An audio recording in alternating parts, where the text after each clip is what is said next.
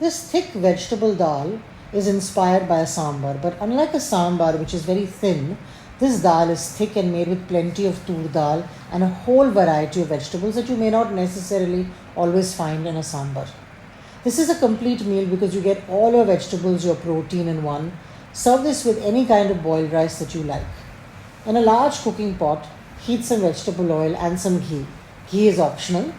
To this, I'm going to add some whole spices to give a tadka or fodni to the dal, black mustard seeds, some red bedgi or Kashmiri chilies, some methi seeds, dried fenugreek seeds, some curry leaves, and a pinch of asafoetida.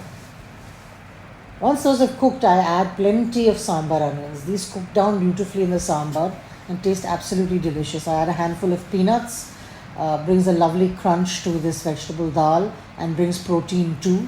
You can omit it if you have a peanut allergy. I generally add the asafoetida right at the end so that it doesn't burn. But this is an important ingredient because it brings flavor to the dish. Now I add diced pieces of red pumpkin, some doodhi or lauki.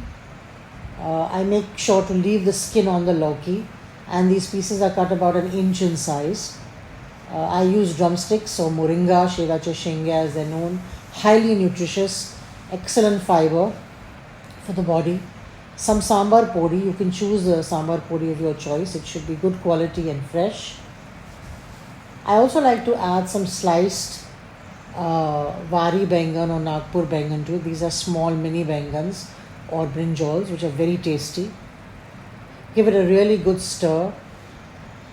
I like to cook the dal in a pressure cooker because it speeds up the cooking process. I add a little bit of ghee to this, again optional. Some powdered turmeric, a nice heaped teaspoon of Sambhar Podi. Here I've used 1 cup of tuar dal. Then I add some hot water from a kettle. This speeds up the cooking process as the water that goes in is already hot. A little bit of salt. And I cook it until this dal is really very thick, about 4 whistles or so. But you have to cook it based on how your pressure cooker functions. I would say about 25 minutes on a medium flame. You can also cook this in a rice cooker or in a Dutch oven pot. Once the dal is nice and thick, you want to add it to your par-cooked vegetables.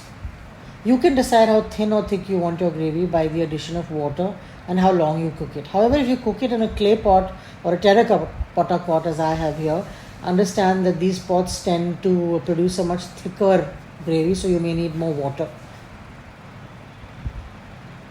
Add some water to this, give it a good stir.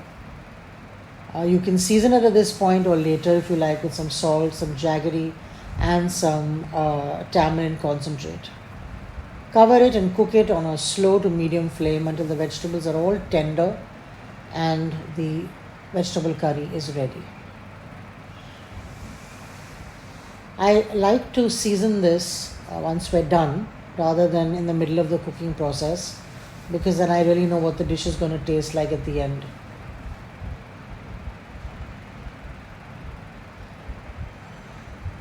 I like this dal to be thick because it makes a very hearty and fulfilling meal.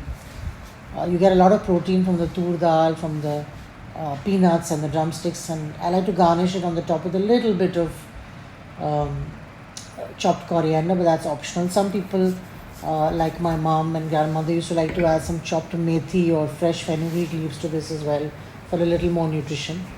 Eat this with a variety of different kinds of rice, ponni rice, sona masuri, basmati, whatever you have on hand. Even brown rice is fine. Add a spoonful of ghee on top. A few papads roasted really add to the enjoyment of the meal. You will find the entire recipe on my YouTube channel. Enjoy!